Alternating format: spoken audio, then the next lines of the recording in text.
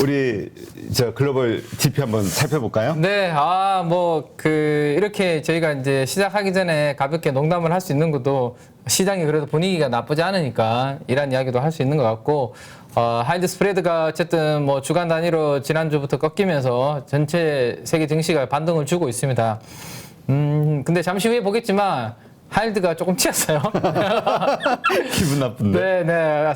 아직까지 그 정도는 아니지만, 그래도, 가족 여러분들 좀 이따가 잘 한번, 급한 일 있으시면 나오셔도 되는데, 그러지 않으시면 꼭 오늘 잘 보셔야 될 것 같습니다. 네. 잠시 후에 하일드는 보여드리겠습니다. 자, 위안화 먼저 보고요. 글로벌 또 우리나라까지 한번 살펴보도록 하겠습니다.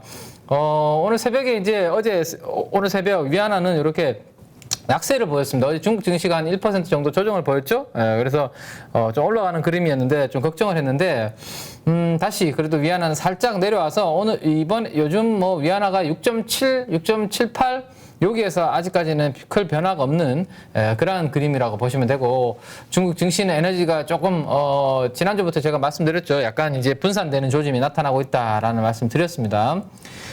그리고 이제 미국에 상장되어 있는 중국 ETF는 오늘 1.64% 오래간만에 이렇게 반등을 좀 주는 그런 흐름으로 마무리가 되었고요.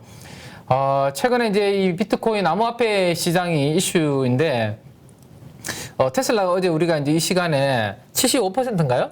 팔았다. 네, 말씀드렸는데, 그래서 그런지 비트코인만 조금 하락하는 그런 모습을 보였습니다. 물론 좀 하락하다가 살짝 고개를 들고 있는데요. 제가 이게 이제 새벽 6시 안 돼서 제가 캡처를 했기 때문에 그때 약간 반등을 주긴 했는데, 전반적으로 비트코인 암호화폐는 비트코인을 제외하면 다 지금 반등을 주고 있고, 비트코인만 조금 주춤하는 모습인데, 그건 아마 머스크 영향을 좀 받지 않았나라는 생각 해볼 수 있을 것 같고, 자, 오늘 새벽에 발표된 미국의 이제 지표 몇 가지만 한번 빨리 체크를 해드리면, 제조업은 여전히 안 좋은 흐름입니다. 그죠? 필라델피아 연준에서 발표하는 제조업 지수인데 마이너스 12.3이라고 하는데, 이게 어느 정도 수치인지 한번 보여드리면, 자, 지금 계속해서 이렇게 하락을 하고 있는 모습입니다. 그죠? 근데 이번에 12.3까지, 제조업 지수가 안 좋게 나왔다, 경기가 안 좋게 나왔다고 하는데, 컨센서스 시장은 0 정도는 그래도 하지 않겠나라고 봤는데 마이너스 12.3,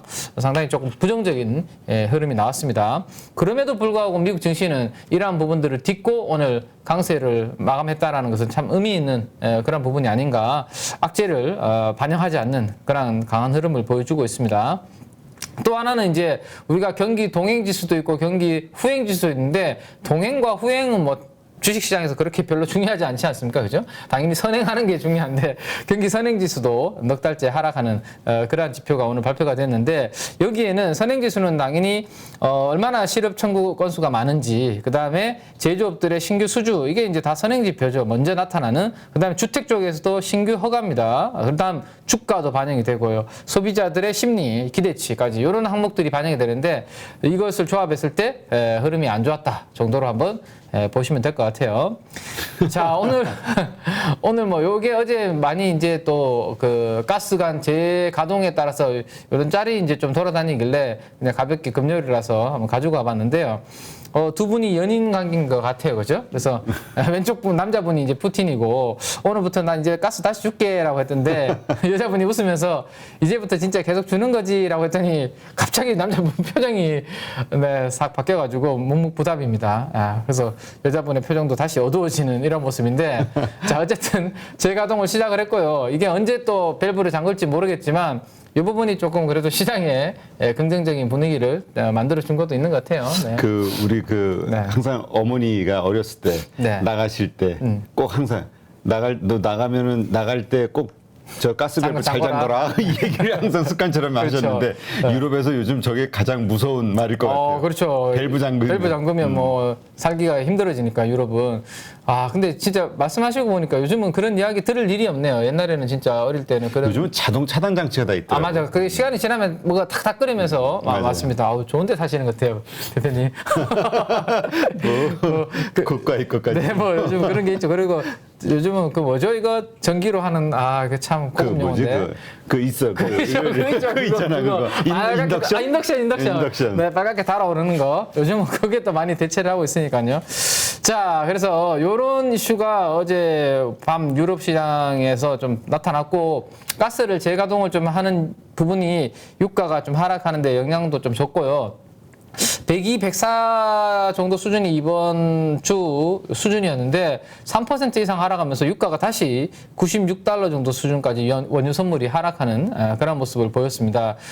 이제 방금 말씀드렸던 이제 뭐 에너지 관련된 이슈도 있었지만 유로존에 조금 이따가 보겠지만 금리를 생각했던 것보다 좀 강하게 올렸습니다. 그죠? 그러니까 이거 이러면 또 약간 수요가 또 경기가 조금 위축되면서 수요가 줄어드는 거 아니야? 이런 부분들도 아마 원유 시장에 좀 작용을 한 게 아닌가라는 생각입니다. 자, 그 부분까지 한번 보고요. 그 다음 미국의 국채금리 시장 쪽을 한번 보시면 전반적으로 다 국채금리가 다 안정을 찾는 그런 모습이 나타났습니다.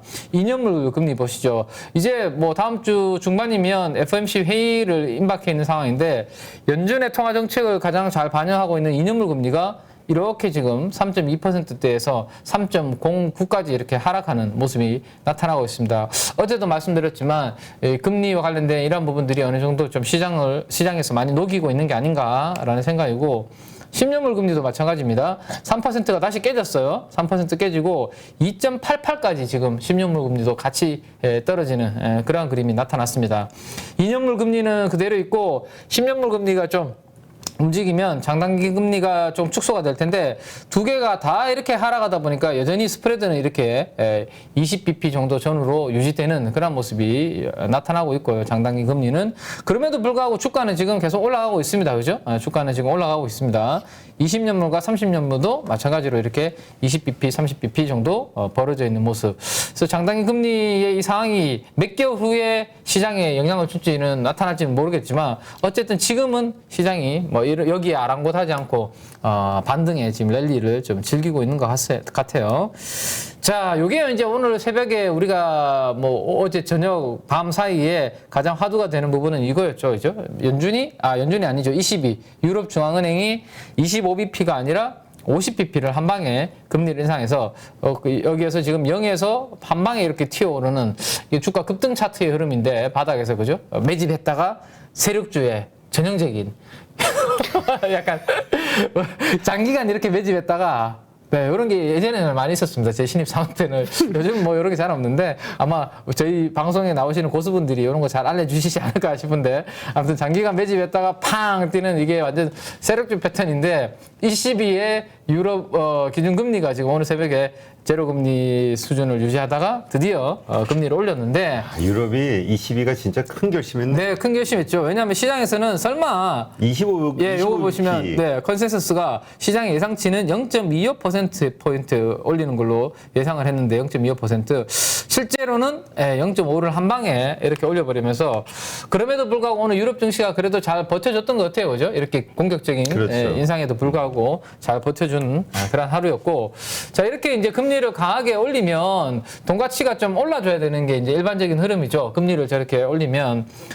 근데 유로화는 금리 인상했을 때는 저렇게 한 방 위로 팡 튀었습니다. 지금 보시면 팡 튀었지만 다시 아래로 내려오는 모습이고 내려온 것보다는 살짝 고개를 들어줬지만 어쨌든 생각했던 것보다 50bp 금리 인상에도 불구하고 유로화가 그렇게 강하지 않았다라는 거. 그래서 지금은 올렸는데 앞으로 올리려고 하는 최종 목표치가 그렇게 변화가 없다라는 그 라가르드 총재가 그런 이야기를 약간 했거든요. 그래서 그런 부분들에 따라서 아마 유로화가 크게 움직이지 못했던 흐름이 아니었나 정도 생각해 보고요.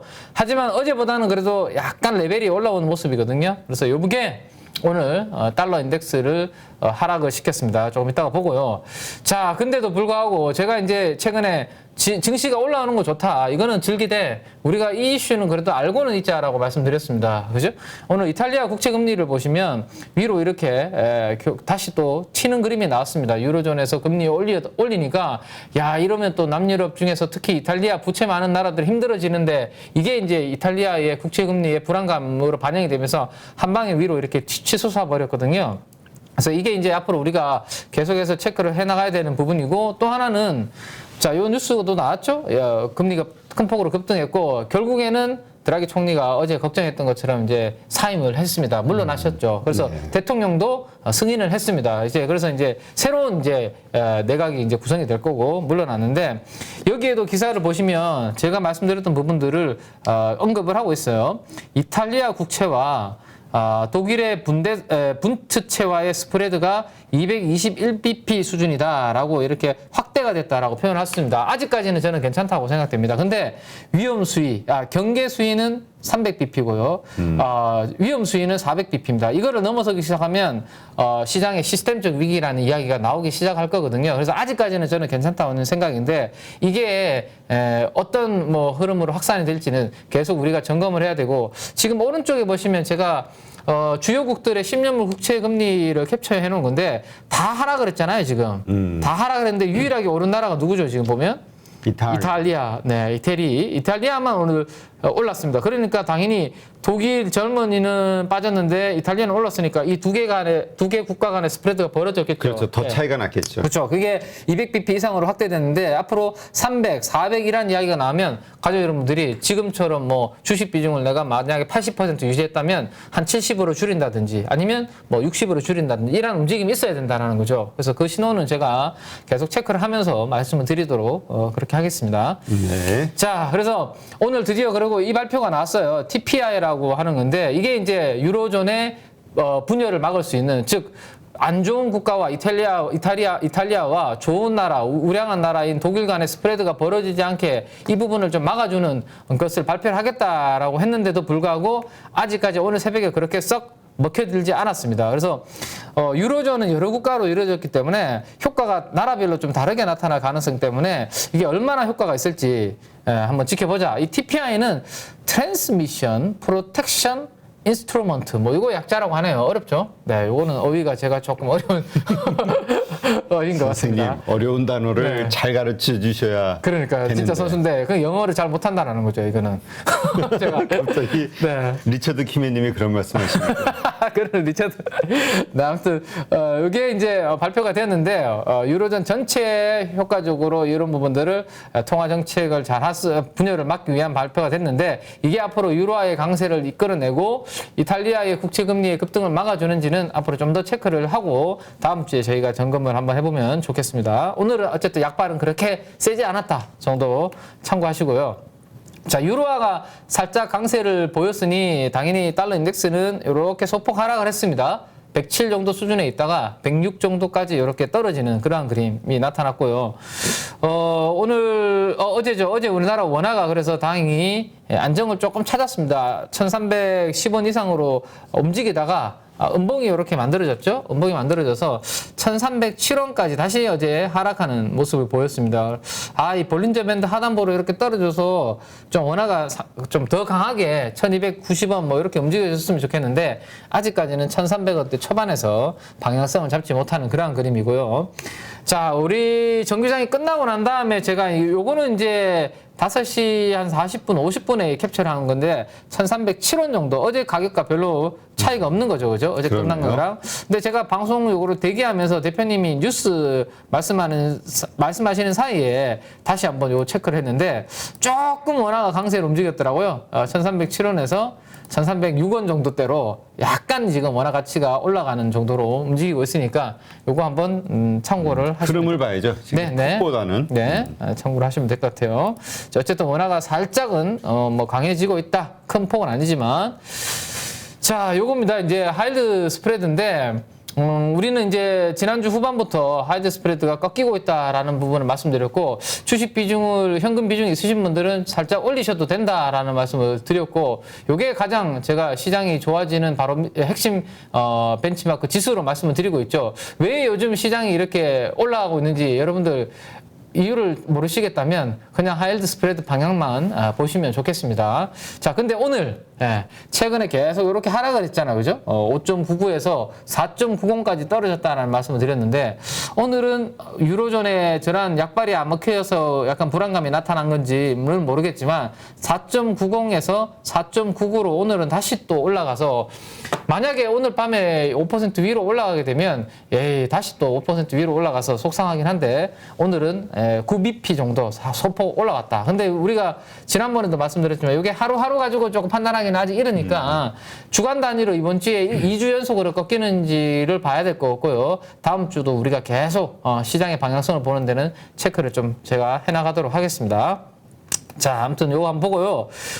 이제는 뭐 공포 구간을 거의 벗어나려고 하는 그림입니다. 41까지 지금 올라와서 자, 이제 이렇게 된다라는 건 어떤 거죠, 대표님? 우리가 하이드 스프레드가 5.99까지 막 올라가고 불안할 때가 여기에 있을 때잖아요. 그죠? 여기 그렇죠. 있을 때 시장에서 불안해할 때. 네. 근데 이게 이제 지표가 이렇게 오른쪽으로 이동한다는 것은 시장도 당연히 올라갔고 이제 시장에서 어느 정도 좀 낙관적으로 각각 중립적으로 생각하는 사람들이 늘어나고 있다는 거죠. 그러면 여기에서는 이제 어느 정도 얼추 올랐으면 내가 혹시나 이번에 저가 매수를 좀 하신 분들은 조금 챙겨야 되는 구간인가? 이런 것들을 이제 고민해야 되는 구간으로 살짝 지금 들어가는 그런 모습이라고 보시면 될 것 같아요. 그래서 조금 이따가 제가 우리나라 코스피와 코스닥의 일봉 차트 흐름을 가지고 왔는데 그걸 가지고 부연해서 설명을 드리도록 그렇게 하겠습니다.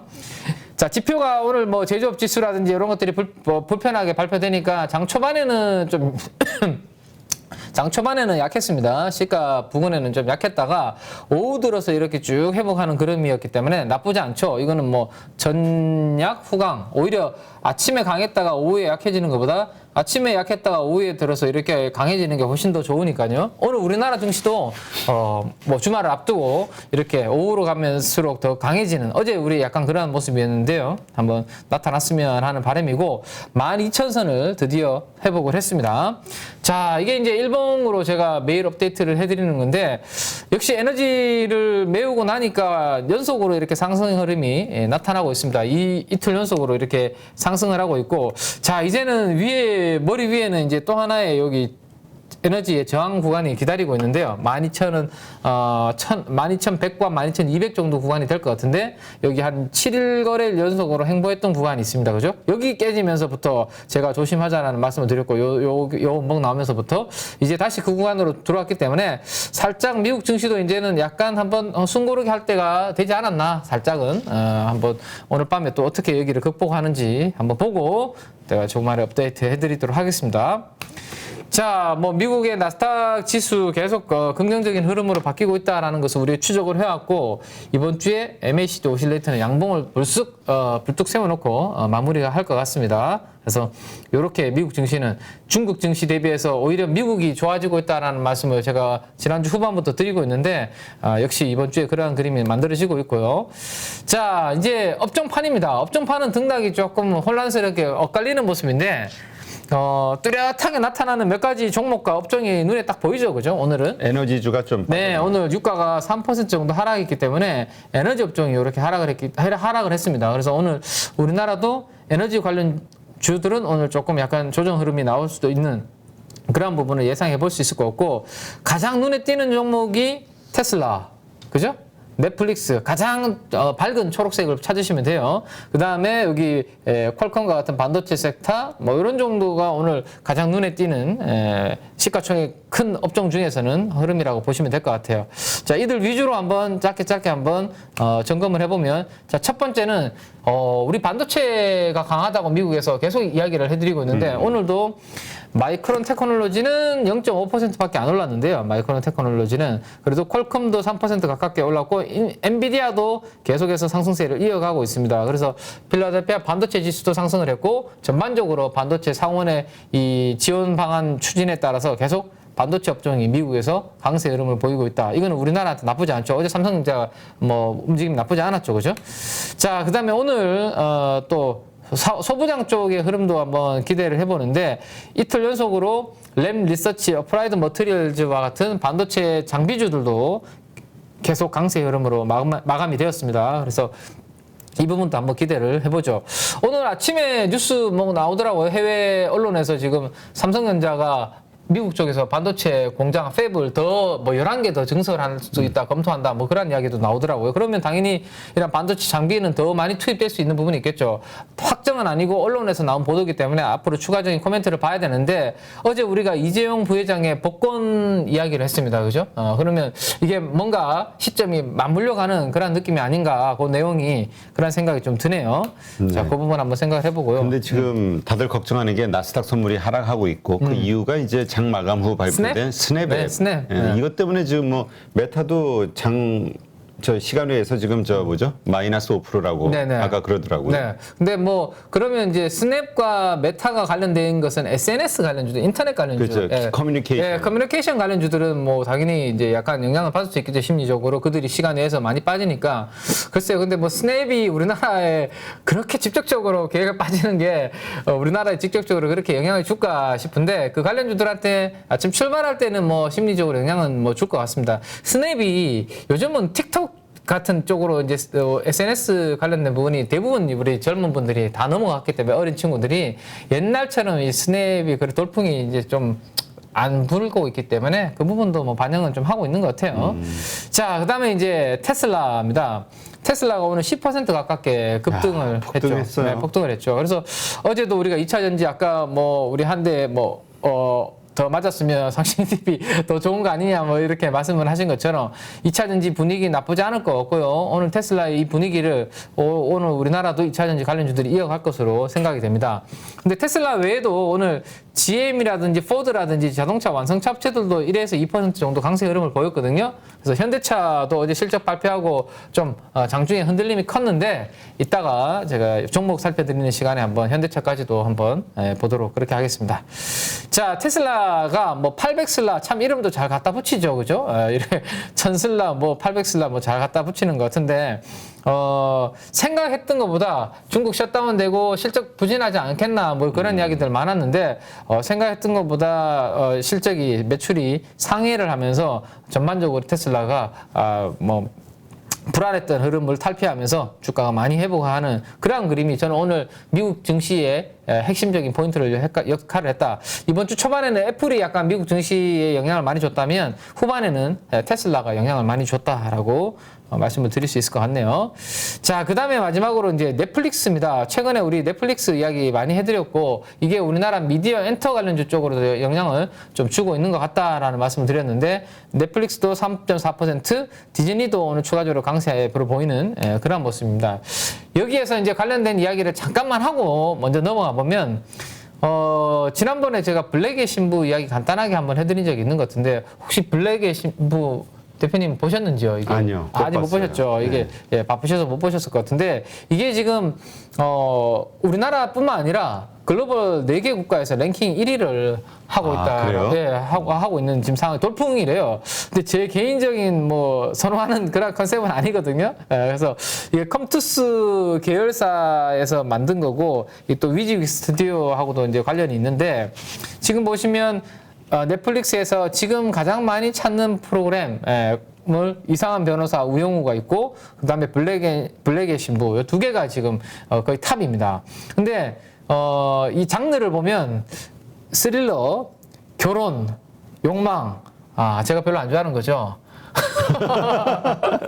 욕망의 남자 아니잖아요. 욕망을 안 좋아한다고? 욕망 뭐 이런 거. 나는 결혼 다음에 나와가지고 결혼을 안 좋아한다는 줄 알고. 이게 제가 하도 이게 이슈가 되는 것 같아서 잠깐 한번 1화를 잠깐 보다가 아마 10분도 제가 차 안 본 것 같은데, 뭐 결혼했는데 남편분이 약간 다른 여자분이 마음에 들어서. 이게 저 봤어요. 저도 저거 보니까 알겠네. 저도 시작하는 거 파티로 시작하는 거. 예, 맞아요. 약간 그런 거. 데이트 파티. 예, 되게 조금 약간 어느 정도 사회의 상위층에 있는 분들이 5분 보다가 전 나왔어요. 네, 저도 이게 액션이 안 나오니까. 액션이 안 나왔어. 그리고 약간 뭐 또 바람 피고 새로운 뭐 또 신분 상승 뭐 이런 내용들이더라고요. 그래서 저는 개인적으로 별로였는데, 이게 강남에 계시는 우리 사모님들이 여기 드라마에 엄청 이슈가 되시나 봐요. 원래 이거 원조가 저잖아요. 그러십니까? 그럼요. 1997년도에 네. 그때 한국이 난리가 났었지. 한강에 사랑의 유람선이 뜬다고. 그걸 제가 그때 결혼정보에서 그거를 제가 이제 처음으로 시도했던 거거든. 그 호화 파티. 네네네네. 아, 네. 선상 파티. 야, 역시. 그래서 그런 그 뭔가 담은 드라마인데 어쨌든 이게 뭐 우리나라뿐만 아니라 글로벌리도 먹히고 있는 것 같습니다. 예, 저는 역시 여기 힐링되는이라고 되어 있는 요 키워드가 저한테는 맞는 것 같아요. 자, 아무튼 이런 것들이 이슈가 되고 글로벌 1위를 하니까 넷플릭스 입장에서는 당연히 잘 만들고 가성비가 좋은 우리나라 컨텐츠들을 자꾸 이렇게 수입할 수밖에 없는 계약을 맺을 수밖에 없는 그런 부분들이 우리나라 미디어 컨텐츠 관련주들한테 계속 좀 흥풍을 불어주지 않을까라는 생각을 하게 되네요. 자, 여기까지가 글로벌리 흐름을 한번 봤고요. 자, 제가 이제 8시 40분까지 한 20분 정도 남았으니까 지금부터는 이제 빨리 한번 진행을 한번 해볼 건데, 요거는 제가 7월이 이제 한 주 정도밖에 안 남았습니다. 7월이 한 주 정도 남았는데 지난번에 6월 말에 제가 이거 가지고 온 표인데요. 제가 만들어서 가지고 온 건데 그때만 하더라도 참 암울했을 때입니다. 이게 월간 역대 하락률을 2022년 동안의 하락률을 계산해서 가장 한 달 동안 많이 빠졌던 것을 제가 정렬을 했다라는 것을 그때 말씀을 드렸고, 그때가 2008년도 10월 달 제가 바닥에서 털렸을 때, 그죠? 그때 10월 24일. 아픈 추억. 네, 아픈 추억. 그때가 코스닥이 한 달에 30%가 빠졌을 때가 가장 많이 빠졌고, 지난 6월달, 우리 2022년 6월달이 코스닥이 한 달에 17% 가깝게 빠진 달이다라고 말씀드렸습니다. 근데 이렇게 많이 빠졌을 때, 그 다음 달을 보면 우리가 위안을 좀 받을 수 있고, 7월 달은 희망을 좀 가져보자라는 말씀을 드렸는데, 괜히 또 희망 고문하는 거 아니냐, 뭐 이런 이야기도 있었어요. 제가 방송에서 이러는 거 표 보여드리면. 근데 뭐 제 자랑은 아니지만 데이터적으로 저는 데이터를 가지고 말씀드린다고 말씀드렸잖아요. 많이 빠졌을 때 다음이 항상 덜 빠지거나 반등했던 경우가 많았다라는 걸 말씀드렸습니다. 물론 이 닷컴 버블이 있었던 노란색을 제외하고 그렇다라는 거 말씀드렸죠. 그래서 요 물음표가 과연 7월 달에 어떻게 될까라는 것을 말씀드렸는데, 다행히도 어제까지 제가 만든 건데요. 어제 상승분이 반영이 안 된 거거든요. 어제 올랐던 것까지 감안하면 코스닥이 7% 정도 올랐습니다, 지금. 예, 그래서, 이게 데이터를 무시할 건 아니구나. 그래서 이렇게 한 달 많이 빠졌을 때, 내가 못 이겨서 결국은 이거 도망가서 버리고 갈 건가? 아니면 차분하게 이거를 어떻게 내가 대응할 것인지, 과거에는 어땠는지를 보고 참을 것인지, 이런 것을 생각해 본다면, 참은 것이 훨씬 더 투매에 동참하지 않고, 그죠? 잘 견딘 게 이번 달은 잘 된 게 아닌가. 뭐, 이렇게 한번 복기를 한번 해보면 괜찮지 않을까 싶어서 한번 가지고 왔고요. 네. 자, 그 다음, 요거는 우리 최근에 제가 한번 보여드렸던 건데, 가만히 이 그래프를 보다가 좀 뭐라 해야 되나? 저는 잠깐 이런 상상을 많이 해보게 되는데, 요렇게 펀드 매니저들이 현금 보유 비율이 높았던 구간들 있잖아요. 이번에 뱅크 오브 아메리카에서 이거 발표했다고 말씀드렸죠. 그러면 이걸 지수하고 같이 그려봤을 때, 현금 보유 비중이 많았을 때 지수가 향후에 어땠을까? 그때가 지수는 어느 위치에 있을까? 이런 거 궁금해서 제가 한번 그려봤습니다. 이 구간을 여러분들 머릿속에 잘 넣어두시고 다음 그림을 한번 보시면 좋을 것 같아요. 딱 그 방금 요 노란색으로 되어 있는 요 구간 있죠. 펀드 매니저들 현금 많이 만들어 놓은 구간이 지수가 제가 표시해 놓은 구간입니다. 다 요 구간이었어요. 네. 참아야 되는 구간. 네, 지금 보시면 펀드 매니저들이 현금 보유 비중이 레벨이 높았던 구간을 제가 그래프로 그려서 코스피 월간 기준으로 코스피를 그려서 그때를 지금 다 표시해 놓은 구간이거든요. 지수가 다 많이 빠졌다가 저점이든지 아니면 행보했던 구간에서 저점이든지 거의 다 바닥에서 이제 올라가기 초입에 펀드 매니저들이 다 현금 비중을 많이 늘려놨던 구간인 거죠. 이게 과연 우연일까? 저는 이 화두를 한번 주말을 앞두고 던져보고 싶네요. 그래서 이게 이해가 잘 안 되시는 분들을 위해서 두 개를 같이 중첩해서 제가 한번 그려봤는데, 현금 비중이 많았던 구간에 지수가 다 이렇게 바닥권이었던 라는 거 한번 참고하셔서 7월달 마지막 한 주까지 잘 마무리하시면 좋지 않을까 싶네요. 자, 이 말도 있어요. 급락시 기다리기만 하면 됩니까? 매수하지 말고. 하일드를 보고 비중을 올리자라는 말씀을 드렸으니까요. 급락했을 때 딱 기다렸다가 하일드 딱 돌아서는 거 보고 비중을 태워야죠. 그냥 또 멍하게 있을 게 아니라. 그래서 또 이제 기회가 올 거고요. 이번에 하이힐드가 다시 올라가기 시작하면 다시 위기가 올 겁니다. 위기와 기회는 언제나 반복이 되고, 위기가 왔을 때는 또 기회가 오니까요. 그 부분을 잘 가족 여러분들이 참고하셔서 투자에 조금이나마 도움이 되셨으면 좋겠습니다. 자, 그다음 이제 거기에 흥분할 게 아니라 이제 여기까지 봤는데 그러면 이제 계속 올라가려면 남았겠네요라고 생각하시면 안 되고 이번에 반등 중 수준을 우리가 한번 보자라는 거죠. 이제 첫 번째는 코스닥입니다. 먼저 자, 여기가 여기가 이제 하락하기 시작한 제일 꼭지죠. 그다음에 이번에 바닥인 꼭지는 여기였습니다. 그죠? 여기서 여기까지 쭉 내려왔습니다. 그러면 이거를 우리가 100으로 봤을 때 바닥에서 올라온 수준이 어느 정도까지 되돌림이 나왔나라는 걸 보는 건데 이게 피보나치 되돌림 지표라고 수열이라고 말씀드렸죠. 자, 저 부르셨어요? 야, 그거는 제가 생각 못했습니다. 죄송합니다. 피보나치 되돌림 지표라고 그냥 부르셔야 될 것 같습니다. 제가 대표님을 감히.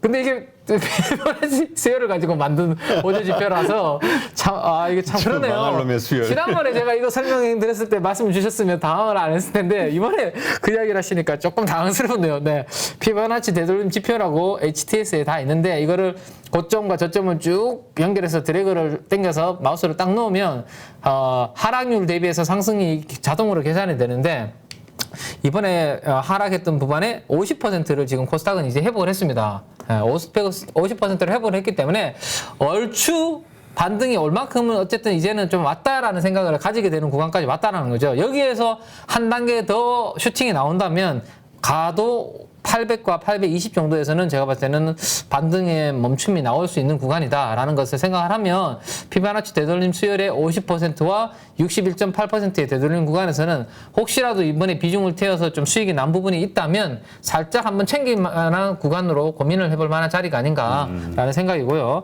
자, 반면에 코스피는 달라요. 에너지가. 코스피는 여기 상승과 여기 하락을 가지고 마우스를 쭉 잡고 당겨서 놓으면 어디까지 지금 올랐냐면 이제 겨우 한 3분의 1 정도? 23.6%와 38.2% 정도의 구간의 사이에 있으니까 하락률 대비해서 3분의 1 정도밖에 아직은 회복을 못해서 코스닥 대비해서는 못 올라왔습니다. 그죠? 그래서 절반 정도 되는 구간이 어디냐 하면 2450과 2500 정도 구간이 절반 정도 되는 구간인 것 같아요. 그래서 아마도 단기적으로 조금 더 회복을 한다면 코스닥보다는 코스피가 좀 더 움직이지 않을까라는 생각을 해볼 수 있어요. 키 맞추기를 한다면. 네. 그래서 코스피는 2450과 2500 정도가 올라오면 그 정도 구간 전후가 되면 어쨌든 내가 한번 좀 비중을 약간 챙겨놔야 되나? 그 부분 한번 고민해 보셔야 되지 않을까 싶어서 말씀을 미리 한번 드리겠습니다. 네. 자, 그 부분 한번 생각을 해보시고요. 자, 그 다음에 어제 외국인들이 뭐 4천억 정도 이렇게 샀고 지수는 쭉 땡겨놔서 이렇게 끝났다 정도 보시면 되겠죠. 자, 근데 코스닥이 상대적으로 어제 0.5%밖에 상승을 보이지 못한 이유는 당연히 외국인들이 장 초반부터 이렇게 팔았고요. 800억을. 오후 들어서도 점처럼 매도한 부분을 환매수로 돌리지 못했습니다. 그러다 보니까 코스닥이 상대적으로 더 올랐고 오르긴 올랐습니다. 0.5% 정도 상승 마감을 했기 때문에 이따가 9시에 우리 9시 한 5분 정도에 요거 외국인 수급 출발하는 거 다시 한번 점검을 해보도록 하겠습니다. 자, 외국인들이 최근에 뭐 하이힐드 좋아지니까 위험자산 선호 현상 나타나면서 우리나라 주식을 사고 있는데 가장 많이 사고 있는 것은 결국엔 반도체 주식 종목이고 반도체 중에서도 뭐 삼성전자는 반도체만 하고 있는 건 아니지만 어제는 뭐 중국의 스마트폰 출하량이 증가한 것도 말씀드렸지만 어쨌든 어제 하루 4천억을 샀는데 절반을 삼성전자를 매집을 했다라고 보시면 될 것 같아요. 삼성전자 한 종목을 1,800억을 어제 샀습니다. 확 샀네요. 네, 뭐 어쨌든 글로벌 흐름은 좋아지고 하니까 삼성전자를 대표적으로 공략을 외국인들은 하죠. 시총의 1위 종목.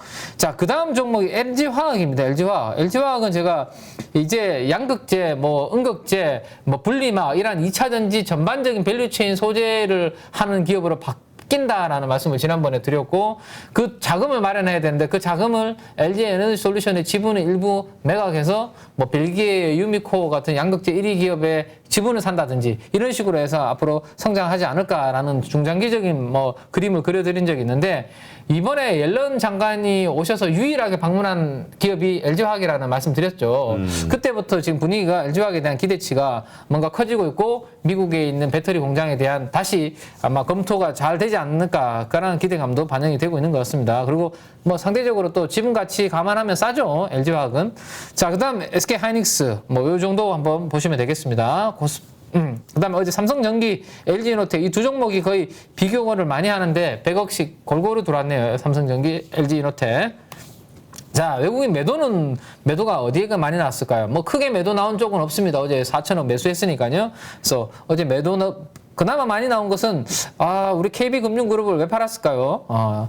91억 KB금융그룹을 좀 파는 모습이고 SK텔레콤 86억 뭐 이 정도가 어제 외국인 매도 금액의 좀 특징적인 흐름 정도 가볍게 한번 보시면 될 것 같아요. 순매도 금액이 크지 않아서.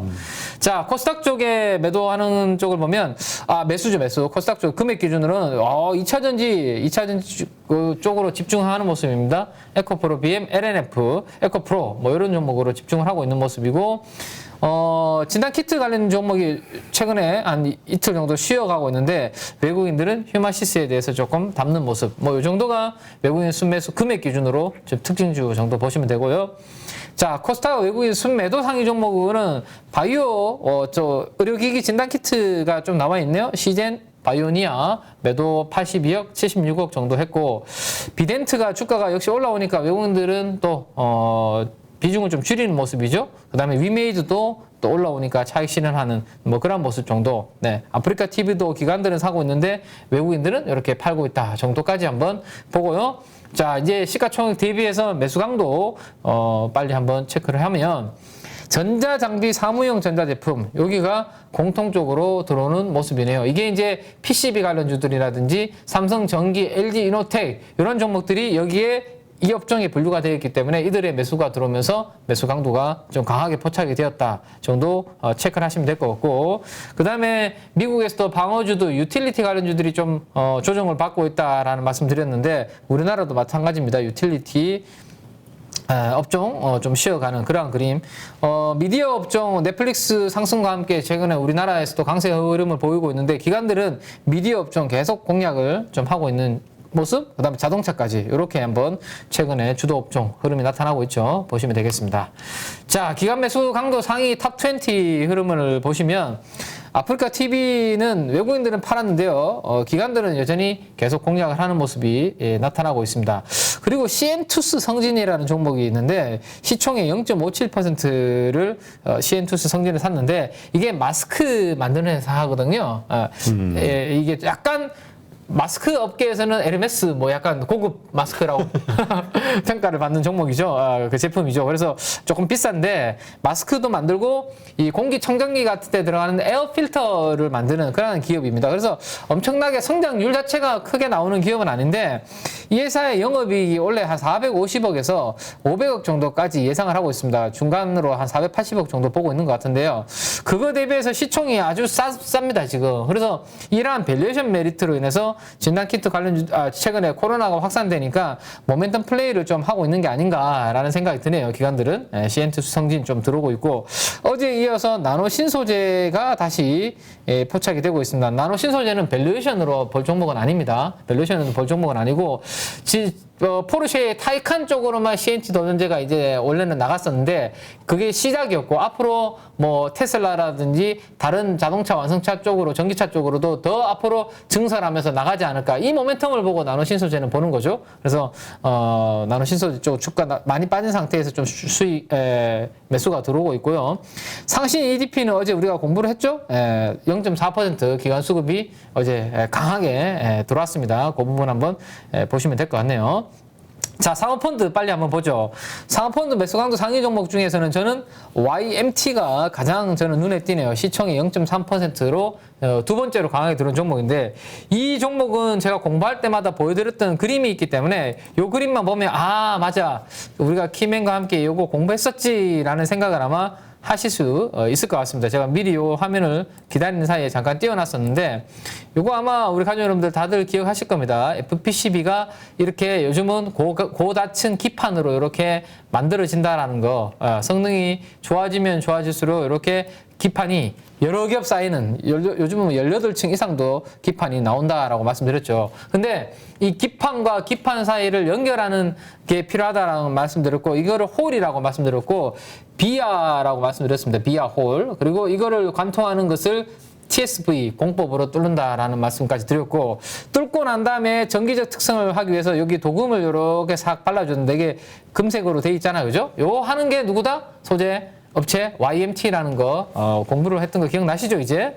그래서 YMT PCB 업체들 실적 좋고 잘 될 때 이게 대주주 지난번에 주가 급락할 때 뭐 반대 매매 이슈로 많이 빠졌는데 오히려 저가 매수로 한번 노려봐도 되는 자리다라는 말씀 드렸는데 어제 사모펀드가 가장 강하게 공격을 하면서 15% 주가가 올랐더라고요. 네, 그 부분 한번 보시면 될 것 같고 원통형 배터리 쪽에 TCC 스틸 들어오고 코스모 신소재, 코스모 화학 이렇게 동반해서 좀 들어오는 모습입니다. 자, 리오프닝 관련해서 롯데관광개발이 들어오고 있는데 2분기는 실적이 거의 없을 것 같아요. 근데 아마도 하반기에 이게 카지노도 있고 호텔도 있고 하니까 아마 그 부분 때문에 기대감으로 좀 들어오는 것 같아요. 자, 연기금 쪽은 좀 빨리 보죠. 어제 봤던 이마트를 이틀 연속으로 연기금은 계속 공략을 하고 있습니다. 그래서 어제 이마트 추가적으로 한 3% 정도 더 상승을 했고 스튜디오 드래곤이 드라마 제작사인데 2분기 실적 양호할 것으로 지금 시장의 애널리스트 컨센서스가 상향 조정이 되고 있습니다. 그래서 스튜디오 드래곤 아마 미디어 컨텐츠 업체 중에서 대장주죠. 흐름 나쁘지 않은 것으로 생각이 되고요. 연기금에서는 이들 쪽으로 지금 집중을 단기적으로 좀 하고 있다라는 거 보시면 되겠습니다. 자, 투신, CN투스 성진을 투신에서 공략을 많이 했네요. 마스크, 이거 에어필터 관련주, 그다음 나노 신소재, 그다음 우리 IT 소부장. PSK와 원익 IPS 이런 종목들 이제 뭐 반도체 장비주들도 흐름 좋아지니까 반도체 소재 장비주 쪽으로도 이렇게 수급이 좀 투신 쪽에서는 다시 좀 들어오고 있는 이러한 부분이 특징이었다라고 보시면 될 것 같습니다. 자, 매도 쪽을 한번 말씀을 드리면요. 사모펀드가 매도를 한 쪽은 에코프로가 이제 제가 200일선까지는 올라오면 얼추 이제 올라온 거다라는 말씀을 드렸는데 사모펀드에서도 이제 차익 실현이 나오고 있죠. 에코프로 차익 실현이 좀 나오는 모습이 어제 가장 특징적인 흐름이다라고 보여드리면 될 것 같네요.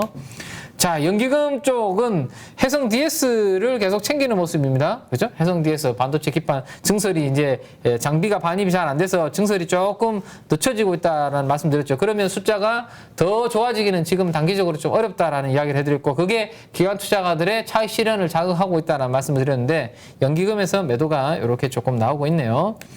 자, 투신은 뭘 팔았을까요? 투신은 제주은행 최근에 제가 주가 올라올 때 우리가 같이 공부를 했었죠. 제주은행 이제 어느 정도 올라오니까 투신 쪽에서는 또 빠르게 차익 실현을 하는 모습이 투신에서 우리가 볼만한 가장 매도의 특징적인 흐름 정도 체크해보고 넘어가면 될 것 같아요. 자, 외국인들 마지막으로 한번 볼까요? 시총의 1.5%는 비덴트를 이렇게 팔아버렸네요.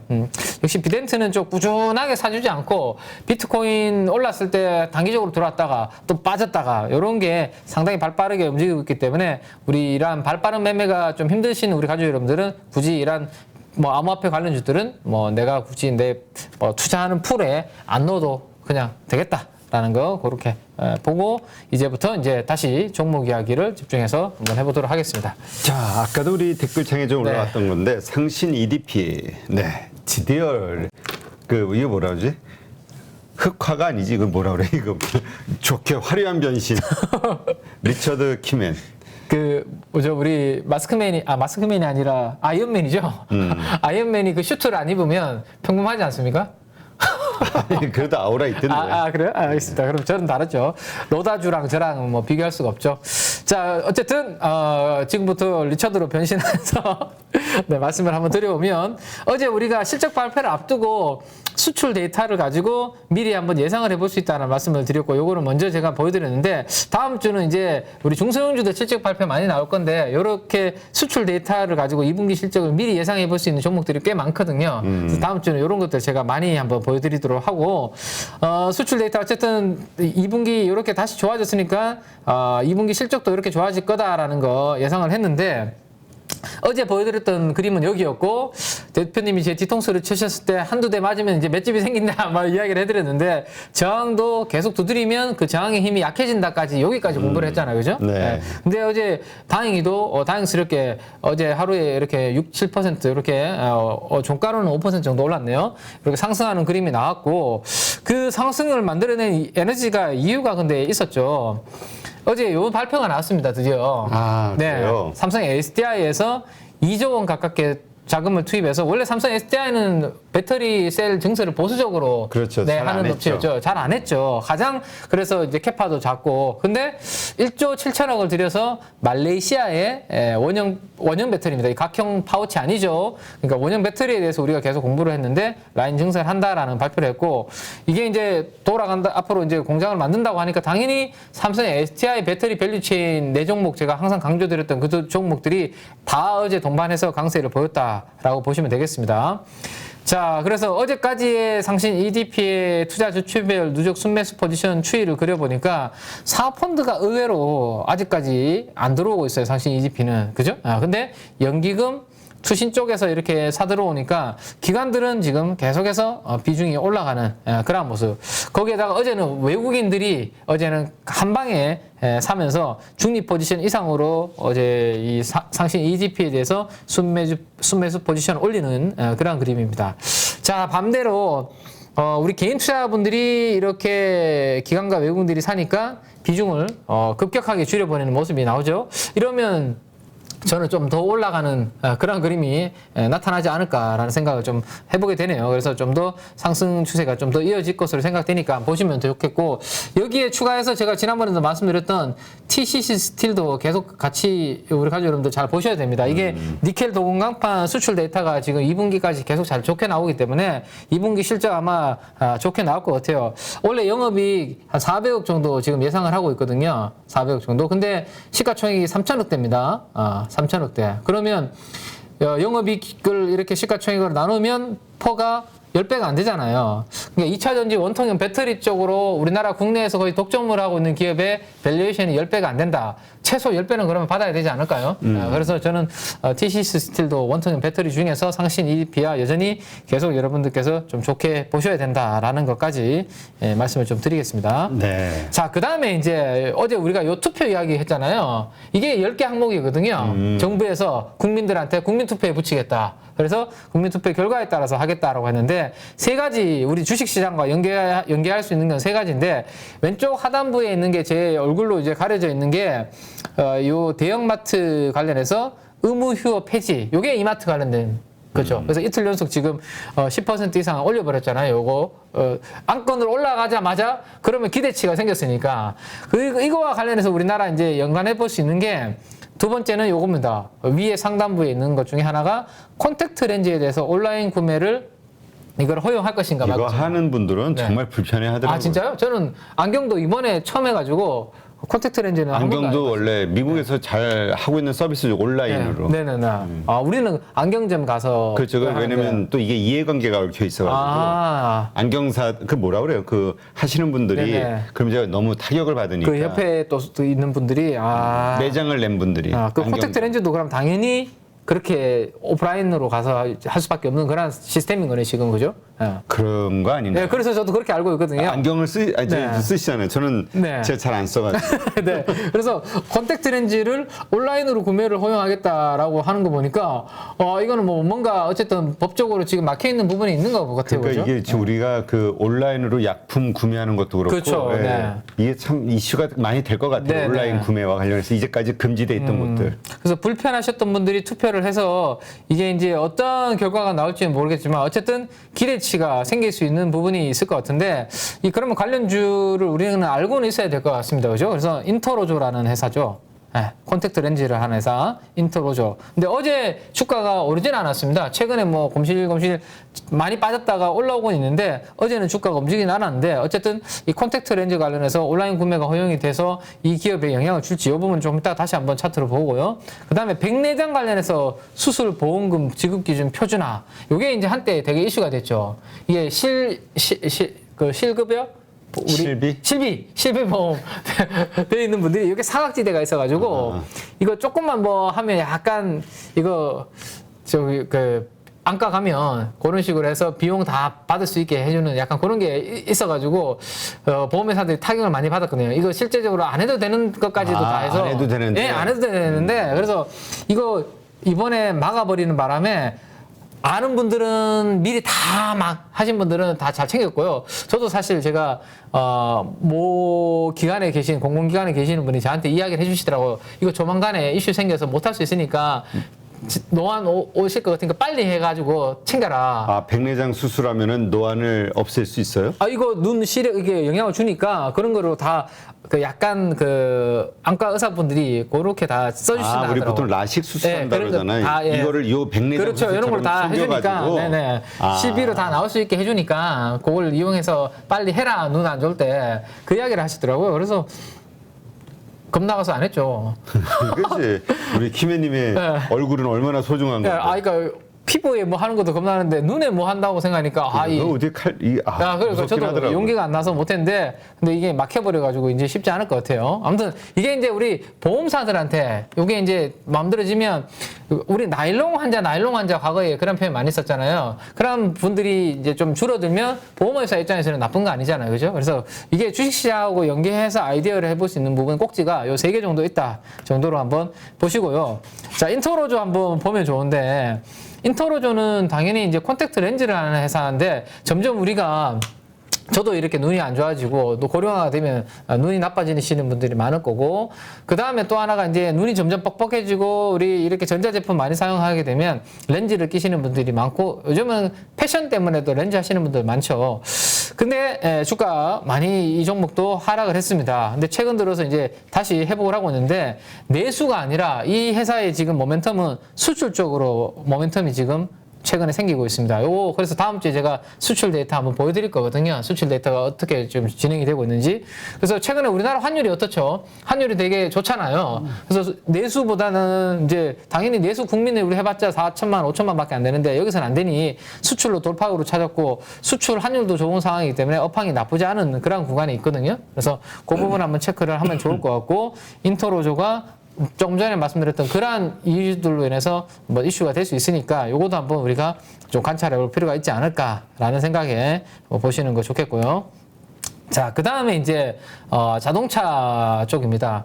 어제 실적 발표했지 않습니까? 네, 어제 실적 3조 가까이 네. 나왔는데 근데 오히려 그게 이제 그 뭔가 매도의 신호가 된 것 같은 느낌이 들었어요. 그러니까 어제 우리가 빼딱꼼플리라는 표현을 이제 우리가 이야기를 드렸는데 어제 같은 날이 딱 그런 거죠. 기대했던 실적이 나오기 전에 이미 주가가 이렇게 선반영을 했고, 그죠? 그리고 어제 실적 나오니까 갑자기 밀어버렸다가 오후 들어서 어쨌든 이렇게 행보하면서 땡겼습니다. 이게 거의 십자봉이죠, 십자봉. 그러니까 매수세와 매도세가 팽팽하게 맞서는 도지, 도지 형태로 이제 마무리가 되었다라고 보시면 될 것 같아요. 자, 그래서 실적 발표 나오니까 단기적으로 그거 노리고 제가 미리 우리 가족분들한테 말씀드렸던 것처럼 환율 효과, 인센티브 그다음에 줄어든 효과 이런 것 때문에 2분기 실적 좋을 거다. 컨센서스 추정치에 올라가는 거를 지난번에 제가 보여드렸잖아요, 그죠? 그것 때문에 올라갔으니까 미리 샀다가 어제 파신 분들의 물량을 저가 매수로 어제 외국인과 기관들이 이제 받은 거잖아요, 그죠? 그럼 앞으로 어떻게 될 것인가 그걸 봐야 되는데 저는 앞으로도 긍정적인 흐름으로 좀 봐야 되지 않을까라는 생각이 좀 드는 것 중에 하나가 일단 에너지인데요, 에너지. 이번에 현대차에 대해서 가장 걱정했던 부분이 뭐였죠? 현대차는 이 노란색 구간 왜 칠했을까요? 제가 노란색 구간에 뭐가 변곡점이었으니까 제가 이게 칠해놨을 거거든요. 우리 가족 여러분들은 잘 아실 것 같은데 여기에 갑자기 가격이 단절되는 현상이 여기 나타났고 거래량이 터지는 아주 큰 음봉이 요난을 하나 만들어졌잖아요. 이때 무슨 이슈가 있었냐면 독일에서 우리 현대차의 엔진에 대해서 딴지를 건 날이 전날이죠. 네. 그러면서 시가부터 개하락 출발했고 검찰 수사. 그래서 엄청나게 빠졌다가 아랫꼬리를 겨우 달아서 회복을 했는데 그 뒤로 그 음봉의 시가를 회복하는 듯 하다가 계속 지지부진하게 한 일주일 정도, 일주일에서 한 7일 정도 행보하다가 결국에는 그 위로 올라왔고 몸통으로 이 갭을 메웠습니다. 자, 제가 이러한 악재가 만들어졌을 때 항상 뭐라고 말씀드리죠? 이게 봉이 하나가 있고 이렇게 뚝 떨어지는 이 음봉이 이렇게 악재가 만들어지면 적어도 이거 회복하기 전까지는 저 악재가 계속 짓누르고 있는 거니까 기술적으로 딱 봤을 때 이거 회복하는 그림이 나오면 저 악재는 더 이상 이제 시장에서는 중요하게 보지 않는구나 그렇게 해석하고 그때부터 그 종목을 붙어도 괜찮다라는 말씀 드렸습니다. 현대차가 지금 이번 주에 딱 그런 그림을 만들어내고 올라온 거거든요. 그래서 독일 엔진과 관련된 이 이슈가 이번에 희석이 되었기 때문에 현대차는 이제 펀더멘탈리 아마 반영하는 그런 그림이 만들어지지 않을까라는 생각입니다. 그래서 좀 뭐 중기적으로 저도 뭐 자동차 ETF를 가지고 있지만 아직까지 물려서 좋은 그림이 만들어지지 않을까 좀 기대를 좀 해보고 싶네요. 자동차 가지고 계신 분들한테는. 네. 네. 그러니까 지금 이게 시세의 끝이냐, 네. 아니면 조금 뭐 다시 좀 조정을 좀 받다가 다시 갈 것이냐, 네네. 예, 이거에 대한 네. 그 단기로 이제 챙기시는 분들은 혹시라도 좀 흔들림이 좀 주면 저는 뭐 또 한번 분할로 한번 모아서 가져와 봐도 되는 그런 부분이 좀 있지 않을까라는 생각을 가지고 있습니다. 네. 그거 한번 보시고. 자, 그래서 현대차에 대해서 기관들과 우리 외국인들의 이 투자 주체별로 플레이를 어떻게 하고 있는지를 한번 보여드리면, 조금 전에 우리 어떤 종목이었죠? 상신 EDP는 사모펀드가 거의 사지 않고 있는 종목이었잖아요. 그죠? 현대차 같은 경우는 우리 가장 발빠른 이렇게 동물적 감각을 잘 발휘하는 우리 사모펀드 매니저들이, 현대차에 대해서 급격하게 지금 비중을 좀 늘리고 있는 이 모습이 가장 특징적인 것 같아요. 기관들 중에서는. 그 다음에 연기금도 중립 포지션까지 줄였다가 이 현대차 이슈, 그거 엔진 이슈 나왔을 때 줄였다가 다시 그 이상으로 사고 있습니다. 투신도 마찬가지, 그죠? 다시 그 위로 지금 사고 있고요. 그래서 기관들도 비중을 6월달 이후로 줄였다가 전체적으로 다시 약간 올리는 분위기. 자, 외국인들은 급격하게 많이 사고 있지 않지만 어쨌든 지분율을 올리는 분위기. 자, 개인들만 지금 계속 6월달 이후로 물량을 현대차는 줄이고 있으니 개인들이 팔고 있으니까 오히려 더 올라가지 않을까요? 저는 오히려 역으로 한번 그런 생각을 해보게 되는데 뭐 현대차에 대해서 그렇게 한번 고민을 해봐도 되지 않을까 싶고 네. 또 하나가 이제 조선 쪽 이야기 간단하게 한번 드리려고 하는데요. 자, 이렇게 음봉이 크게 나왔으면 저 음봉이 회복을 하고 올라오면 이제 트레이딩 하는 것도 괜찮다라는 말씀을 좀 드렸습니다. 그죠? 밑에서 진짜 이 종목 내가 자신 있고 너무 싸다. 나는 빠졌을 때가 진짜 기회라고 생각되니까 하겠다라고 하시는 고수분들은 이런 구간에서 사셔도 되는데 저는 이제 좀 초보자분들은 적어도 저렇게 큰 에너지를 만들고 거래량 터진 음봉을 회복을 하면 좀 안정적으로 하시는 게 좋다라는 말씀을 많이 드렸죠. 근데 현대미포가 이번에 이제 어쨌든 저를 만들어낸 음봉을 회복하는 그림인데 오늘 이제 유가가 빠졌기 때문에 또 유가 플레이를 하시는 매니저들은 이 조선주들을 일부 팔면서 흔들릴 수는 있습니다. 근데 네. 저는 좀 큰 그림으로 말씀을 좀 드릴게요. 조선주가 작년도 실적이고 그다음에 올해 예상 실적, 그다음에 2년 후 실적인데요. 한번 보시죠. 매출액은 계속 성장하는 그림이 나오잖아요. 그죠? 매출액은. 근데 영업이익이 언제부터 턴어라운드를 한번 보시는지 좋을 것 같아요. 이 4개의 업체를 모아놓은 조선업의 영업이익 보시면 올해도 여전히 적자예요, 적자. 그리고 내년도에 가서야 돌아서는 그림입니다, 영업이익이. 그리고 올해 거의 BP 하는 회사는 유일하게 현대미포입니다. 그래서 제가 올해 그나마 조선사 중에서 고르고 싶다면 현대미포가 좀 안정적이다라는 말씀드리는 이유가 이것 때문이고요. 내년도에 가서야 영업이익은 흑자로 턴어라운드 되거든요. 그래서 이 부분을 여러분들 기억을 해두시고 올해는 실적 안 좋습니다, 계속. 그리고 하반기에 제가 이 두 종목은 자본 조달과 관련된 이슈가 있을 수 있다라는 말씀 드렸기 때문에 조심하자라는 말씀을 계속 드렸고요. 그래서 영업이익률도 보시면 올해까지는 OP 마진, 영업이익률이 마이너스인데 내년도부터 턴어라운드에서 3%, 5%로 이렇게 올라오는 그림. 그래서 조선주는 좀 큰 그림으로 보자라는 말씀을 드리고 요게 이제 앞에 표를 제가 그래프로 다 그려놓은 거니까 그냥 참고 삼아 이렇게 올라오는 그림들 보시면 될 것 같아요. 영업이익도 내년도부터 이렇게 영업이익률과 함께 턴어라운드. 자, 그래서 이렇게 한번 보시고 현대미포조선은 그러면 주로 뭘 하는 기업이냐? 주로 요 원유 운반선 같은 거 이런 것들 작은 거 중소형 선박 잘 만듭니다. MR, 미드레인지, 그러니까 조금 짧은 거리, 롱레인지, 좀 장거리 노선 이런 것들 원유 운반선 같은 것들 주로 만드는데 유가가 이렇게 하락을 만약에 많이 하게 되면 앞으로 탱커가 요즘 요거 한번 보시면 자, 우리나라 배 종류가 시장에 얼마나 이렇게 차이가 나는지 제가 보여드리면 벌커 선박이 30%가 넘고요. 탱커가 30% 넘어요. 그래서 두 선종이 차지하는 게 거의 70%예요.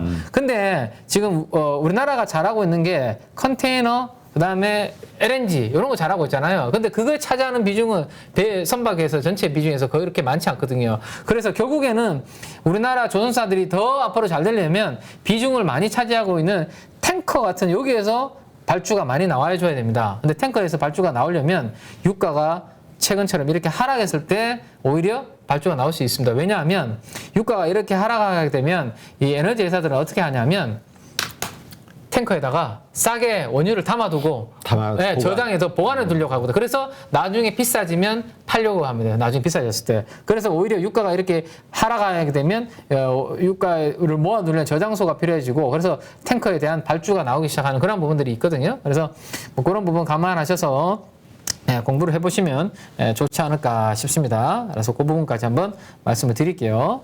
네. 자, 그러면 그 다음에 이제 우리가 공부해야 되는. 네, 그거 한번 보시고 그다음에 이제 우리 반도체 장비주들이 좀 올랐으니까 제가 반도체 장비주 관련해서 한 2종목 정도 말씀을 드리고 이제 우리 장 출발할 때 같이 한번 보면 좋을 것 같네요. 백악관에서 우리 바이든 대통령의 코로나 확진 지금 상황이 그렇게 위중하다 않다. 뭐 그렇게 가볍다. 네, 가볍다. 뭐 이렇게 속보가 나오네요. 그거 한번 보시고 자, 인텍플러스입니다. 인텍플러스. 자, 인텍플러스라는 회사가 있는데 인텍플러스 한번 보시면 주가가 거의 28,000원 정도 부근에서 요 캡처를 하나 해서 보여드릴게요. 차트를 좀 크게. 네, 요 자료들은 어디에서 보나요? 우리 저 PD 그 카페 주소 자료실을 알려드려요. 네, 보시죠. 네네. 자, 인텍플러스가 지난번에 여기 3만원 부근까지 이렇게 잘 올라가다가 더 이상 올라가지 못하고 저기에서 이제 행보 구간을 보이다가 아주 큰 폭으로 떨어졌습니다. 주당 뭐 28,000원에서 16,000원대까지 이렇게 큰 폭으로 떨어졌는데 여기서 이제 기관 투자가들이 매물이 많이 나온 것 같고 아마 일부 펀드 쪽에서 청산이 좀 나온 것 같고 우리가 펀드가 이제 청산이 나올 때는 여러 가지 이유들이 있는데 그렇죠. 그중에서 하나가 펀드 매니저들이 대표님에서 저로 교체가 되면 제가 기존에 있는 포트가 싫으면 저는 확 팔아버리고 제가 좋아하는 종목으로 확 바꿔서 출발을 운영을 다시 시작할 때가 있거든요. 그렇죠. 아마 이번에 인텍플러스는 약간 그러한 이슈들도 좀 있었던 것 같아요. 그래서 다시 손바뀜이 일어났고 비우면서 새로운 이제 누군가가 그 물량을 받으면서 최근에 다시 이제 인텍플러스를 사고 있습니다. 그래서 주가 많이 빠진 상태에서 인텍플러스 수급 들어오고 있는데 뭐 낙폭 가대로서 저는 추가적인 상승 기대를 좀 가져볼 수 있지 않을까 싶고 이 종목은 2차 전지 관련해서 검사 장비로도 엮여져 있고 최근 2차 전지 쪽 괜찮잖아요. 그죠? 분위기. 그리고 반도체 쪽에 또 후공정 쪽에 또 검사 장비 쪽 양수 겸장으로 다 걸려 있다라고 보시면 될 것 같아요. 인텍플러스는 그래서 2차 전지 반도체 쪽에 검사 장비로서 좀 낙폭 가대한 종목으로 아직까지 크게 바닥에서 많이 아른 종목으로 한번 관심 있게 한번 볼만하지 않을까라는 생각이 들고요. 다음 종목은 파크 시스템스입니다. 이건 지난번에 제가 한번 말씀드린 적이 있는데 파크 시스템즈 이 종목도 최근에 더 이상 안 빠지고 바닥에서 이제 행보하는 모습을 보여주고 있기 때문에 이거 한번 다시 한번 점검을 해드리면 이 종목은 어떤 종목이라고 말씀드렸냐면 원자 현미경이라고 말씀드렸습니다. 원자 현미경.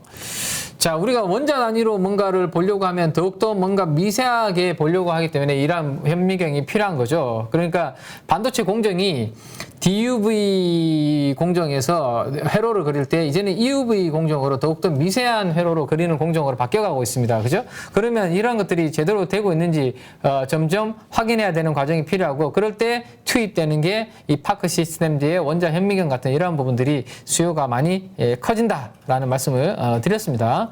자, 이게 이제 근데 뭐 이 IT 반도체뿐만 아니라 산업계 전반으로 바이오에서도 이러한 부분들은 필요하거든요. 그래서 산업계 전반으로 이 부분들이 점점 커지고 있고 파크 시스템즈는 이번에 반도체 이제 지원 방안 이러한 부분들이 통과돼서 증설하고 뭔가 이렇게 하게 되면 당연히 수주가 앞으로 늘어날 수 있는 부분이 되겠죠. 그래서 이 9만 원대가 제가 봤을 때는 중기적으로 바닥권을 형성을 하는 것 같아요. 물론 조금 무거운 종목이고 시장에서 잘 모르다 보니까 좀 다르게 좀 독특하게 움직이는 경우가 있긴 한데 주가는 그래도 저는 이 10만 원 아래에서는 좀 관심 있으신 분들은 좀 모아볼 만한 자리가 아닌가. 반도체 좀 종목 중에서 미세화 관련된 종목 중에서는 그렇게 한번 보시면 될 것 같습니다. 알겠습니다. 자, 여기까지 한번 보시고 동시효과. 동시효과를 한번 가보죠. 자, 동시효과 우리 한번 봐야 되는데요. 뭐 미국 시장 상승해서 그런지 0.26% 코스피 상승 출발 예상이 되고 코스닥은 0.42% 일단 상승 출발 지금 예상이 되고 있습니다.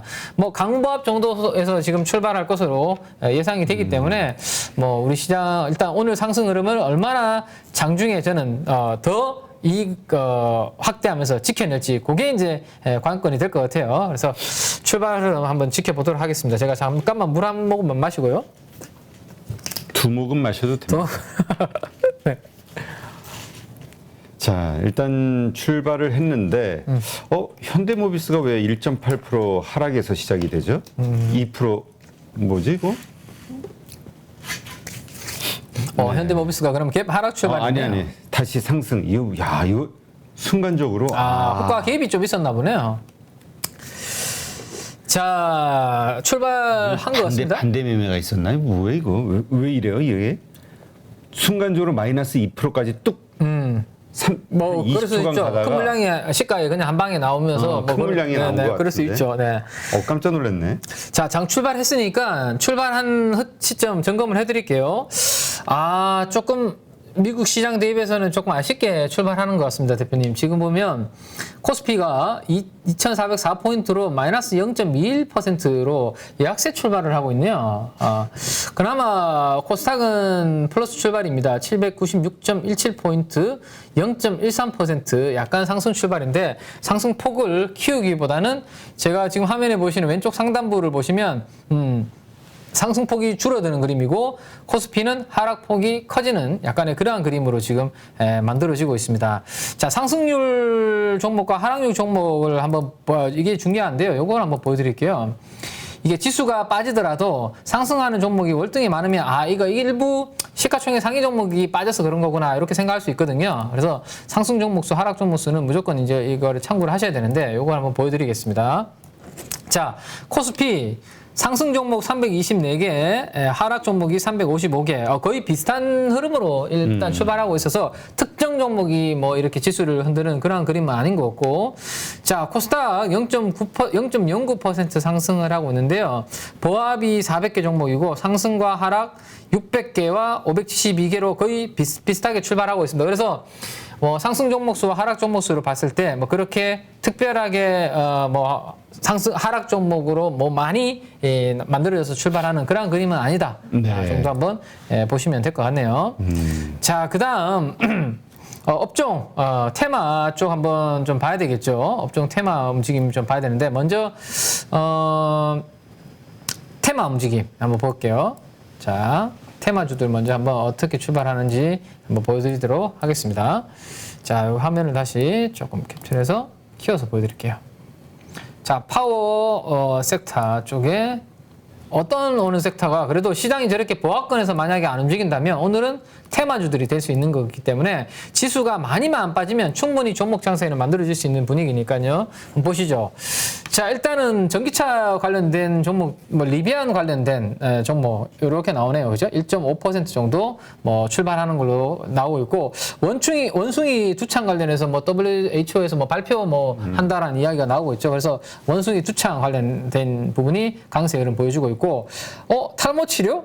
탈모 치료는 제가 개인적으로 관심 있는 쪽이죠. 이게 바이오냐 쪽 아니에요? 네, 아마 탈모 치료 관련 좀 이따가 어떤 종목인지 한번 보면 될 것 같은데, 자동차 대표주 오늘 0.7% 움직이고 있는데요. 어제 우리 조금 전에도 말씀드렸죠. 자동차 대표주가 0.7% 정도 강세 출발하고 있고, 기타 이 중에서 좀 볼만한 게 폐배터리 관련주 제일 아래쪽에 있는데 0.56% 정도 강세 출발. 테마 쪽에서는 이 정도 흐름으로 출발을 하고 있습니다. 자, 아까 우리 잠깐만, 탈모 치료, 여기 있네요. 좀 벌써, 엄청 맞네요. 바이오니아가 4.1%. 대표님, 대단하십니다. 네. 자, 리비안 관련주 중에서는, 대원화성, 에코캡, 플라리스 세원. 제가 전기차 관련주로 같이 공부를 안 해드린 좀 약간 작은 종목들, 개별 종목들이 리비안 관련주 중에서는 거의 10%, 20% 정도. 네, 저런 거는 또 잘못 들어가면 완전히 머리 아프니까. 또 고점에서 몰릴 수 있으니까 그런 부분들을 참고하시면 될 것 같고요. 그 다음에 히토리 쪽은 조금 전에 대원화성이 이게 리비안 관련주로 또 엮여있는데 요 한 종목 때문에 그냥 영향을 받기 때문에 의미 없다라고 보시면 될 것 같습니다. 오늘 그 원격 진료 관련해서 그나마 조금 강세를 보이네요. 뭐 인성정보, 비트 컴퓨터, 이런 종목들 오늘 강세 흐름을 좀 보이고 있습니다.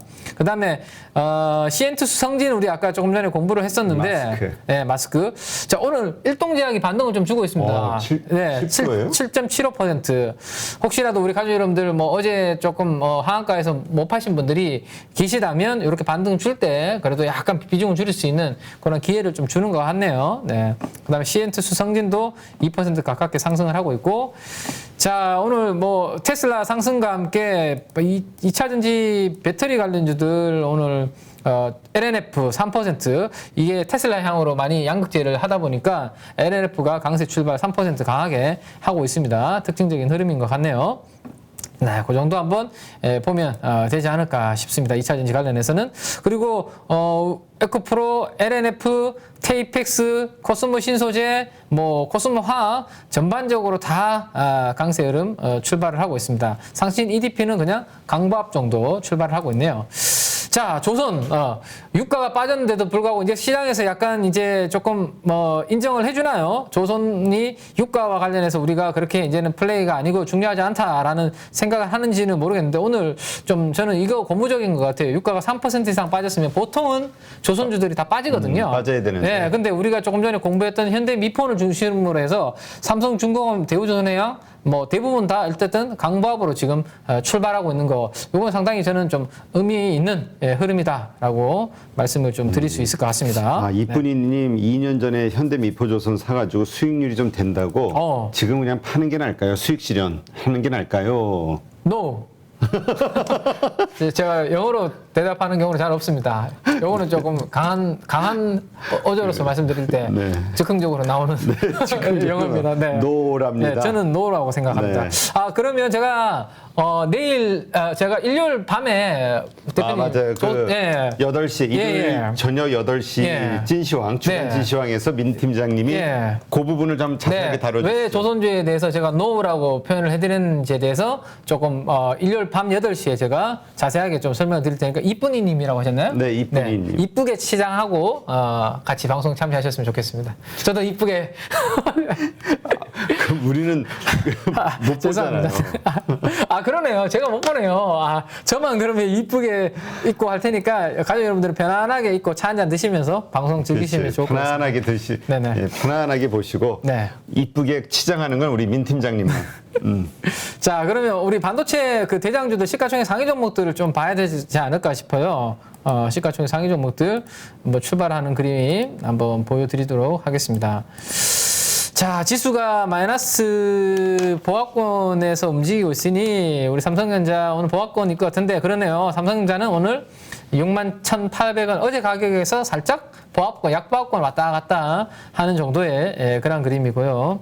하이닉스 한번 볼까요? 네, 하이닉스도 마찬가지네요. 네, 102,500원과 102,000원 보합권에서 살짝 움직이는 그림입니다. 하이닉스도 어떻게 더 계속 가져가는 게 좋아요? 아니면 네, 저는 아직 좀 더 보유하셔도 괜찮을 것 같습니다. 보유, 고. 네. 그래도 저는 적어도. 마곡 최고의 미남 민재기 화이팅. 마곡 최고의 미남. 여의도면 뭐. 여의도면 뭐. 그러니까 마곡이라서 그나마 인정. 네.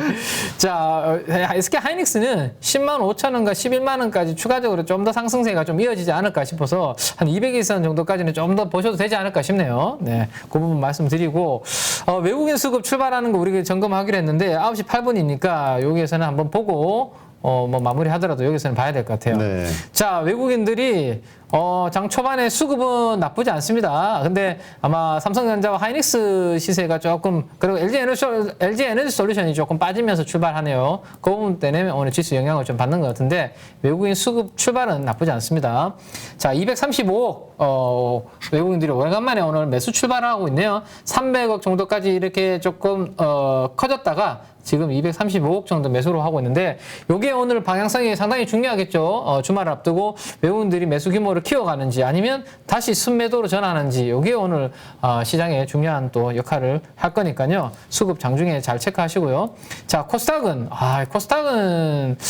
오늘도 매도로 출발하네요. 코스닥 쪽이 역시 외국인들이 사도 요즘은 코스피만 사지 코스닥 쪽은 별로 그렇게 선호를 안 하는 것 같은데 특정 종목 쪽으로 일부 또 매도가 나올 수도 있으니까 그 부분은 한번 체크를 해보고요. 400억 정도, 400억 정도 매도가 나왔다가 오히려 살짝 줄이는 분위기인데요. 뭐 이 정도 분위기면 감내할 수 있습니다. 외국인들이 오늘 만약에 1000억 이상 매도만 하지 않으면 저는 뭐 코스피 쪽에서 외국인들이 사줘서 지수가 보합권에서만 유지면 된다면 코스닥도 그렇게 밀리지 않는 그런 그림이 될 가능성이 높기 때문에 외국인들이 오늘 코스닥에서 1000억 이상 파는지 여부 정도 체크하시면서 오늘 하루 한번 지켜보시면 되지 않을까 싶습니다. 네, 우리 아까 그 미국의 스냅 네네. 그 실적 인터넷 발표 관련 그거 뉴스들. 생각했는데 네. 카카오가 좀 그런 모습을 보이네요. 연동이 되죠. 035720일 거예요. 아마 카카오가. 네, 맞죠. 035720. 아. 네. 네이버는 몇 번인지 아십니까? 혹시 대표님? 이거 맞추시면 제가 진짜 네이버 네이버 비슷해요. 여기서 한 숫자만 바꾸면 됩니다. 035420. 아. 틀렸는데요. 틀렸어요? 카카오가 035720이고 네이버는 035420입니다. 맞잖아요. 네, 035420이라고 그랬잖아요. 035420이라고 하셨어요? 네. 아, 아닌 것 같은데? 그런가? 알겠습니다. 제가 인정. 035420. 마음속에서 저를 거부하는 뭔가가 그런가 있군요. 네. 무조건 틀릴 거라고 생각을 하고 있었나 봐요. 그렇지. 그죠? 네.